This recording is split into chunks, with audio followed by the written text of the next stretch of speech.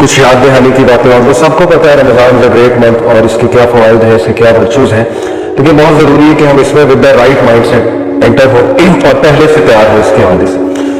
इस हवाले से मैं सोच रहा था कि देखें बड़ा ज़रूरी है प्रेपरेशन करना एक मंथ के हवाले से, वो भी इतने ग्रेट मंथ के हवाले से, क्योंकि हदीस में आता है कि प्रॉफिट सल्लल्लाहु अलैहि वसल्लम सहाबा तो 6 माह पहले से इसकी प्रैक्टिस शुरू कर देते।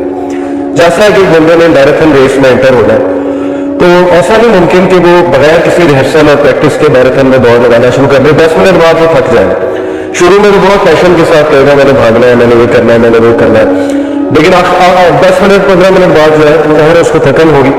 और यही होता है कि हम रमज़ान में बहुत से एम्स और गोल्स के साथ एंटर होते हैं। हम कहते हैं हम क़यामुल लैल भी करेंगे, हम तहज्जुद भी करेंगे, हम डेली तरावी में भी खड़े होंगे, लेकिन 5-6 दिन बाद जो है ना वो आहिस्ता आहिस्ता वो पैशन वो खत्म होता जाता है। वजह यही है कि हमने पहले से अपने आप को थोड़ा वार्म अप नहीं किया। वार्म अप एक्सरसाइज बहुत ज़रूरी है रमज़ान से। जैसे अगर किसी ने मैराथन में भागना है तो वो 10-15 दिन पहले बस 1-1 किलोमीटर भागना शुरू कर देता है, अपने मसल्स को फ्लेक्स करना शुरू कर देता है, ताकि जब वो मोमेंट आए तो वो टायर्ड ना हो और उसके पहले से जो है वो एक स्टेमिना भी बना हो और पहले से उसमें वो सकत भी हो। तो आपने देखा है कि बहुत से लोग जो है वो बड़े बड़े गोल्स तो बनाते हैं रमज़ान के हवाले से, लेकिन आहिस्ता आहिस्ता वो गोल्स खत्म होते जाते हैं या वो अचीव नहीं कर पाते हैं, और रमज़ान एक आम सा मंथ में रह जाता है उनके लिए। बस 5 नमाजें चल रही होती है, इसके अलावा कुछ खास जो है वो नहीं हो पाता, क्योंकि रूटीन्स भी आजकल ऐसी हैं। रमज़ान आपको पता है कि वो ऐसे डेज में जो वर्किंग आवर्स हैं, ज़्यादातर लोग ऑफिस में होंगे, स्कूल में होंगे, यूनिवर्सिटीज़ में होंगे। अप्रैल का मंथ जो है वो एक वर्किंग मंथ होता है, तो उसमें किस तरह रियलिस्टिक गोल्स बनाना और उन गोल्स को अचीव करना ये हमारे लिए बहुत ज़रूरी है, और वो गोल्स किस लिए बनाने ये भी हमारा जानना बड़ा ज़रूरी है। दूसरा देखें, मैं रिसेंटली दुबई गया तो दुनियावी सफ़र के लिए हम इतनी प्रेपरेशन करते हैं, इतनी रिसर्च करते हैं, टू डू लिस्ट निकालते हैं, एक एक चीज़ रिसर्च करते हैं, places to visit in Dubai, which places are worth my money, my time, my effort वगैरह वगैरह। लोगों को कॉल करते हैं कि मुझे बताओ मैं दुबई आ रहा हूँ या फलानी जगह आ रहा हूँ, मैं कहाँ जाऊँ, क्या करूँ, कहाँ जाना चाहिए। क्या यही रिसर्च, यही इंटरेस्ट रमज़ान के लिए है? और क्या हम कोई आर्टिकल खोल के पढ़ते हैं, क्या हम ये रिसर्च करते हैं? क्योंकि देखें ना, दुनिया में तो हम रिसर्च करने पहुंच जाते हैं। कोई छोटा से छोटा हमने जूता भी लेना हो तो बुनियादी मामले में हम रिसर्च करते हैं, बाटा का अच्छा है, सर्विस का अच्छा है, लेबर कहाँ का अच्छा है। तो दीनी मामले में थोड़ी सुस्ती बरतते हैं। दीनी मामले में हम इसके इंतजार में रहते हैं कि कोई बताएगा हमें आके, तो ऐसे नहीं होता है। हमें दीनी मामले में ज़्यादा रिसर्च करनी चाहिए और ज़्यादा पैशन शो करना चाहिए और खुद से पढ़ना चाहिए। बेशुमार किताबें रमज़ान के वर्चूज़ पे, हमें ऐसे अमाल की लिस्ट निकालनी चाहिए जो सबसे बेहतरीन अमाल है अल्लाह ताला के नज़दीक, क्योंकि we are entering a great month, जिस मंथ में रिवॉर्ड ज़्यादा होता है। ऑब्वियस सी बात है, एक आम सा अमल आप करेंगे उसका बहुत ग्रेट रिवॉर्ड होगा, तो ऐसी अपॉर्चुनिटी मिस नहीं कर सकता एक मुसलमान, एक जी शऊर मुसलमान। एक ऐसा मंथ जो फॉरगिवनेस का मंथ है, उसमें जितनी अल्लाह की रहमतें आप समेट लोगे उतना बेहतर है आपके लिए, आने वाली जिंदगी के लिए बेहतर है। एक ऐसा मंथ जो ट्रेनिंग का मंथ है, जिसमें आप एक मंथ ट्रेनिंग करोगे और वो ट्रेनिंग 11 मंथ आपको फायदा देगी। तो इसलिए इस पर भी जितनी आप रिसर्च करेंगे अच्छा, जितने आप इस पर आर्टिकल्स पढ़ेंगे, ये पढ़े रसूलुल्लाह कैसे इस पर प्रिपरेशन करते थे, हदीस पढ़े, रमज़ान पे हदीस निकाल लें, सिंपल गूगल पे लिखे हदीस ऑन रमज़ान पढ़े, तकवे के बारे में पढ़े, तकवा क्या है, तकवे वाले अमाल क्या है, अल्लाह को कौन से अमाल सबसे ज़्यादा महबूब है, और वो लिस्ट बनाए। इसी तरह माइंड प्रिपेयर होता है ना, माइंड को भी आप मैसेज दे रहे हैं कि भाई प्रिपेयर हो जाए इस मंथ के बारे में। ऐसा नहीं कि आप अनप्रिपेयर्ड इस मंथ में एंटर हो और फिर रैंडमनेस हो और फिर पता भी लगे कि कौन से अमाल करने हैं। जितना वेल प्रिपेयर्ड होंगे उतना हमारे लिए बेहतर है। तो इंशाल्लाह हम कुछ बात करते हैं, मैं आपको कुछ स्टेप बाय स्टेप जो है वो सजेशन देता हूँ कि इस मंथ में एंटर होने के लिए क्या क्या चीज़ अंडरस्टैंड करना जो है वो ज़रूरी है।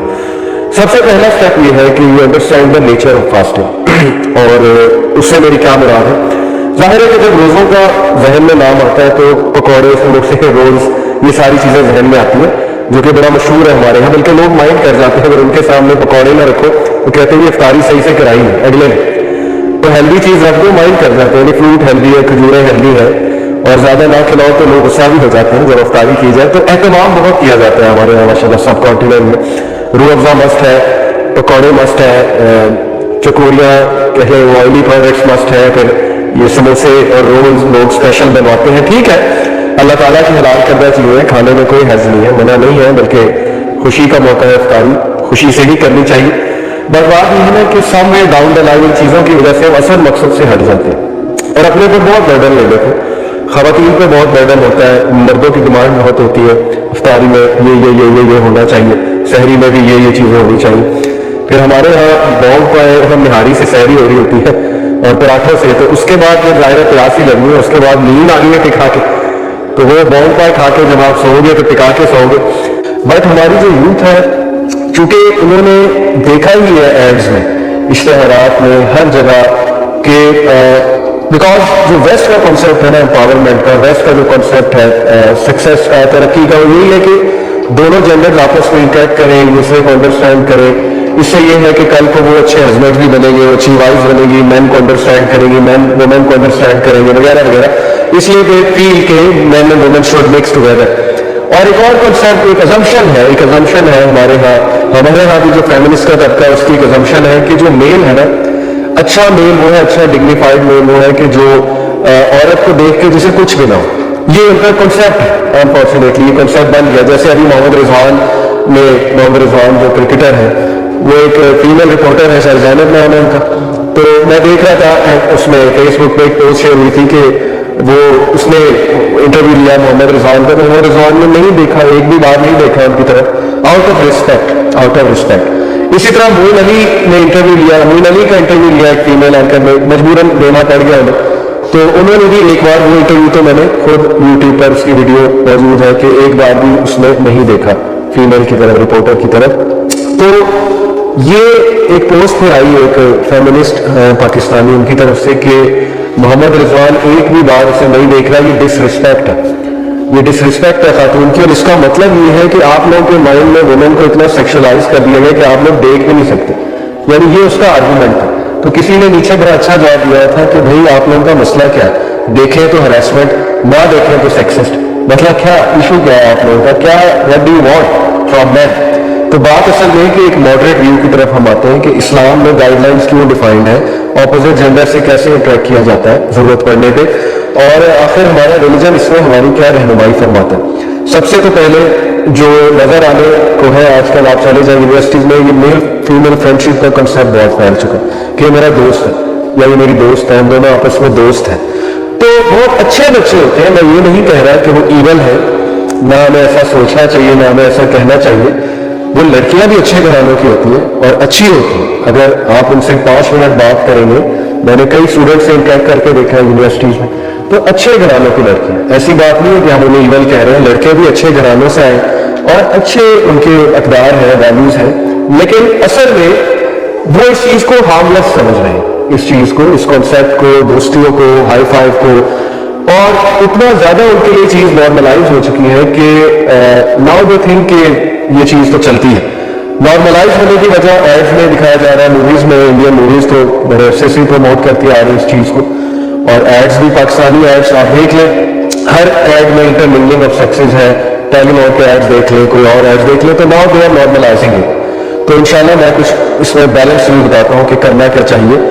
اور بڑا افسوس بھی ہوتا ہے کہ وہ لڑکا جو ذرا دور رہنا پسند کرتا ہے اپوزٹ جینڈر سے, نظریں جھکاتا ہے, کوشش کرتا ہے کہ وہ رسپیکٹ کرے, رسپیکٹ آؤٹ آف رسپیکٹ بھی کرتے ہیں نا, تو اس کو پھر چھیڑا جاتا ہے, اس کو کہا جاتا ہے کہ یہ تو انکانفیڈنٹ ہے, یہ تو پتہ نہیں اس کو بات کرنے نہیں آتی عورتوں سے. جو لڑکی نہ اپروچ کرے لڑکوں کو اور نہ اتنی گھلے ملے, تو اس کو بھی کہا جاتا ہے بیکورڈ ہے, اور یہ بڑے سخت ہوتے ہیں, ایسے ہوتے ہیں, ویسے ہوتے ہیں. تو سب سے پہلے تو اس غلط فہمی کو ہمارا وہ طبقہ جو اپنے آپ کو لبرل کہتا ہے, وہ بھی اسی سوسائٹی کا حصہ ہے. ہم انہیں ایون نہیں کہہ رہے, لیکن ظاہر ہے کہ ان کی ذہنیت کچھ اور ہے, تو ہم انہیں میسج دے رہے ہیں کہ سب سے پہلے تو اپنی غلط فہمی دور کریں کہ ایک لڑکا جو کسی کی طرف دیکھ نہیں رہا, یا لڑکیوں سے بات کرتے ہوئے وہ شرماتا ہے یا اپروچ نہیں کر رہا ہے, تو وہ انکانفیڈنٹ نہیں ہے. وہ اپنے ریلیجن کو پریکٹس کرنے کی, اپنے ریلیجن میں جو احکامات ہیں اسلام کھول کر آپ پائیں گے, اس کو پریکٹس کرنے کی کوشش کر رہے ہیں. کیونکہ ایک حدیث میں آتا ہے کہ ایک صحابی دوسرے اپنے دوست کو تھوڑا سا چھیڑ رہے تھے, ٹیز کر رہے تھے ان کی شرم و حیا پہ, ماڈسٹی پہ. تو رسول اللہ صلی اللہ علیہ وسلم نے فرمایا وہاں سے جو گزر ہوا کہ اس کو ایسے مت کہو, for modesty is part of faith. یعنی تم لوگ اسے کیوں چھیڑ رہے ہو, وہ ہوتا ہے نا دوست آپس میں چھیڑتے ہیں, بڑا شائع ہے, بڑا شائع. تو پراپٹ صلی اللہ علیہ وسلم نے کہا شائنس جو ہے, یہ ماڈسٹی جو ہے پارٹ آف فیتھ ہے, اچھی بات ہے شائع ہونا. تو سملرلی یہ بھی سمجھنا چاہیے کہ اگر کوئی لڑکی صحیح سے جواب نہیں دے رہی, فرینک نہیں ہو رہی, اپنے آپ کو اس طرح کیری کر رہی ہے ڈگنیفائی डिग्निफाइड पोजीशन में, डिग्निफाइड चाल में, इसका ये मतलब नहीं है कि उसमें कॉन्फिडेंस नहीं है या वो सख्त है, नहीं। वो भी कुरान का जो हुक्म है सूरह अहज़ाब का कि जब तू अपोजिट जेंडर से बात कर, प्रॉफिट की वाइफ्स को हुक्म है कि जब आप बात करें तो अपनी आवाज को बिल्कुल भी सॉफ्ट न बनाए, बल्कि एक डिग्निफाइड टोन में बात करें, ताकि वो कि जिसके दिल में कोई बीमारी है या कुछ बुरी नियत है तो वो उसको ये ना लगे बात करके अपोजिट जेंडर से कि मेरे पास एक चांस है to get more free. Point इसके आपको ऐसे कैरी करना है अपने आप को कि आप रिस्पेक्ट भी करें अपोजिट जेंडर की, साथ में आप उन्हें ये भी मैसेज दें कि फ्रैंकनेस जो है वो मुनासिब नहीं है दोनों जेंडर्स के दरमियान, बिल्कुल भी मुनासिब नहीं है। एक ऐसी स्टेज आती है उम्र की, जाहिर है कि जब लोग मैच्योर हो जाते हैं, लोगों को समझ आ जाती है, तब भी इवन इस्लाम के यही अहकामात लागू